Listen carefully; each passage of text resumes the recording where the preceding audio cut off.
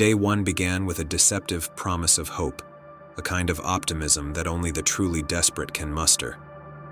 My brother Matt and I were two such souls, worn by the relentless sea, yet bound by an unspoken vow to never return home defeated. Our recent string of misfortune, a grueling 13 days at sea with nothing to show for it, weighed heavily on us, a tangible reminder of the ruthless whims of the ocean. The stakes were higher than ever. The harsh reality of our situation was that failure was not just a bruise to our pride, but a direct threat to our family's survival. The bank's ultimatum loomed over us like a storm cloud. Without a significant catch, we would lose everything. The pressure was a constant companion, whispering doubts and fears that we tried to drown out with idle chatter and forced laughter. Despite the grim outlook, Matt's spirit seemed unbreakable. He had a way of finding a silver lining in the darkest clouds, a trait I admired, even envied at times. "Bad luck can't follow us forever, brother," he'd say with a conviction I wished I could share. His unwavering belief that our fortune was about to change fueled my own resolve, pushing me to cling to a sliver of hope in our bleak situation.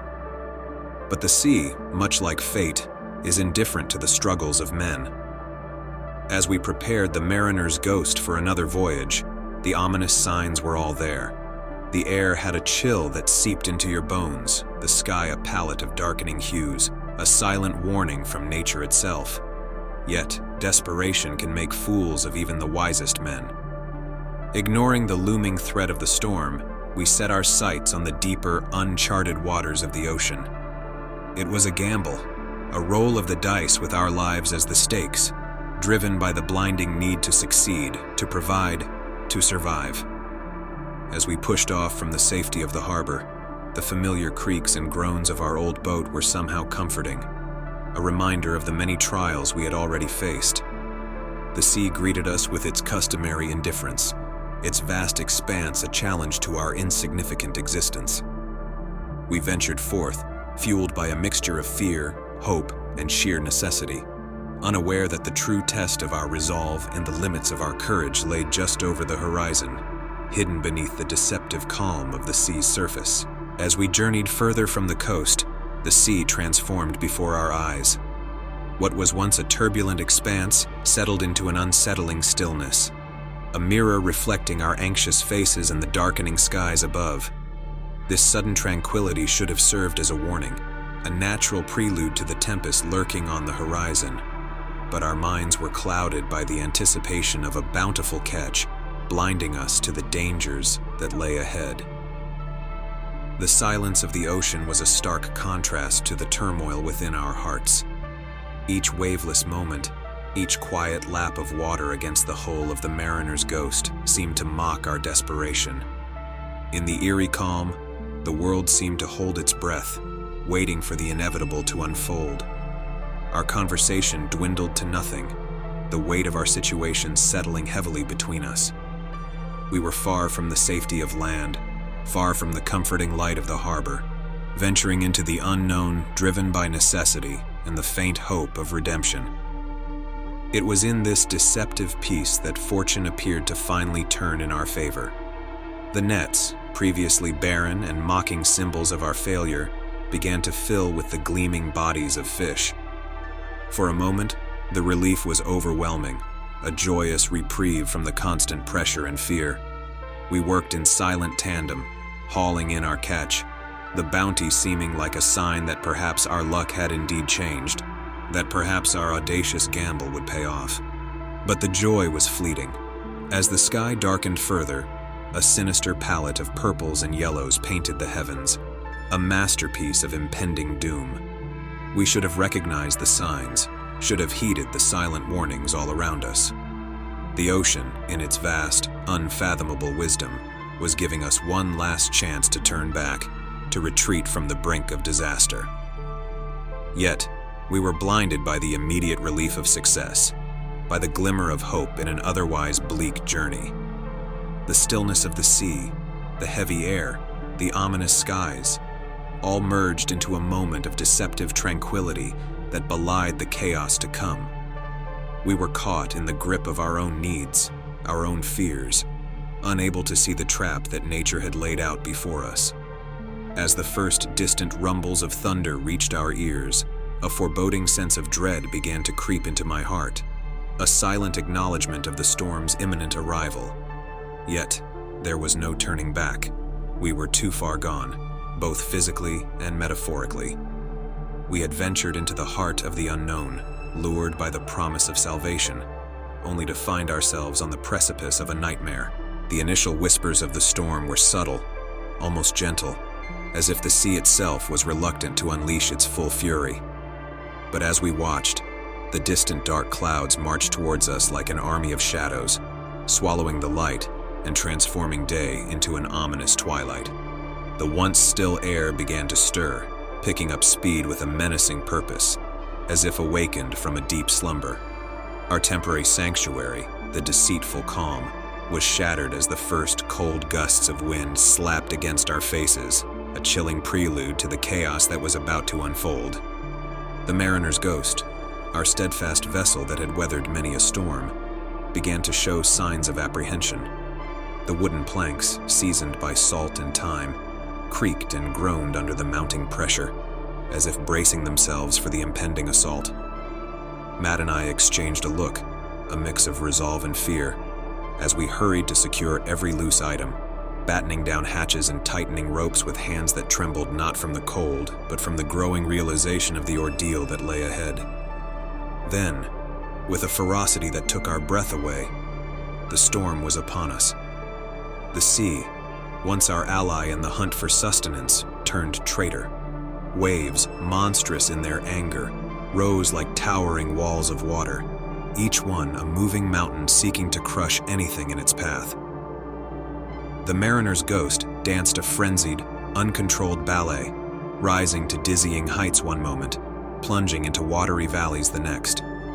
We were mere pawns in the hands of a wrathful nature, fighting not for the day's catch, but for our very survival. The wind howled like a creature in agony, a sound so primal and terrifying that it seemed to strip away any illusion of control or safety. Rain lashed at us with stinging fury, each drop a needle against our skin, blurring our vision and soaking us to the bone. Lightning illuminated the sky in surreal flashes, revealing the full horror of the storm's might, while thunder boomed like the drums of war, a relentless, deafening roar that seemed to shake the very foundations of the earth.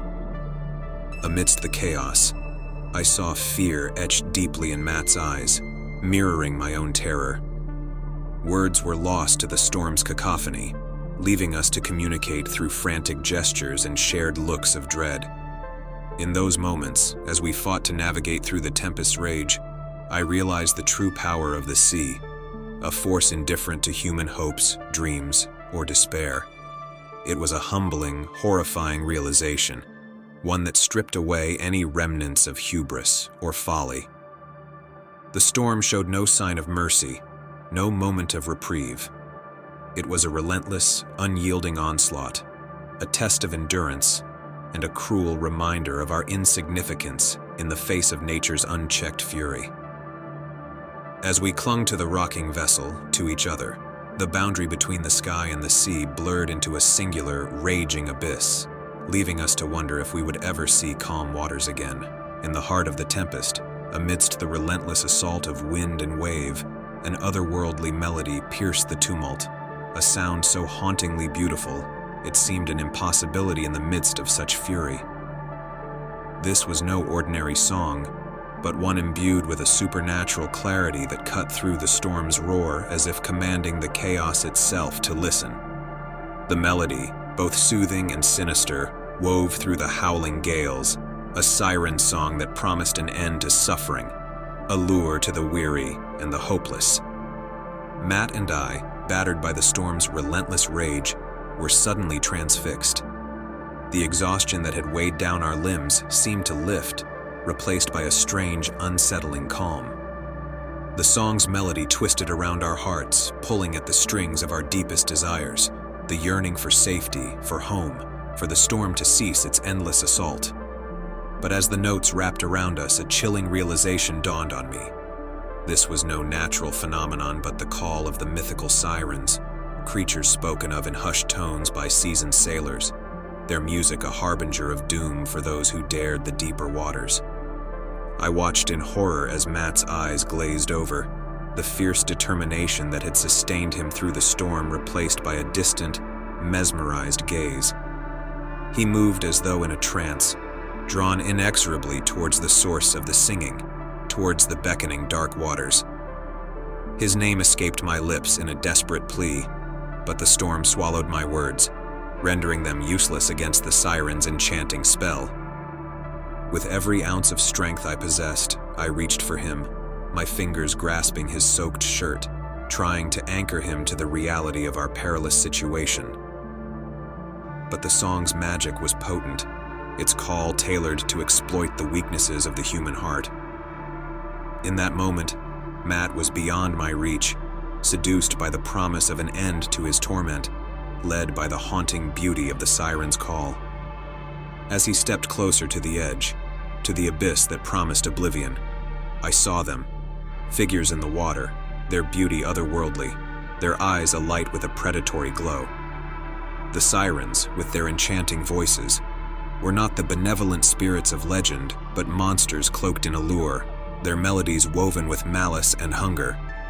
They called to Matt, not as a rescuer to the drowning, but as a spider to the fly, their song a web from which there was no escape.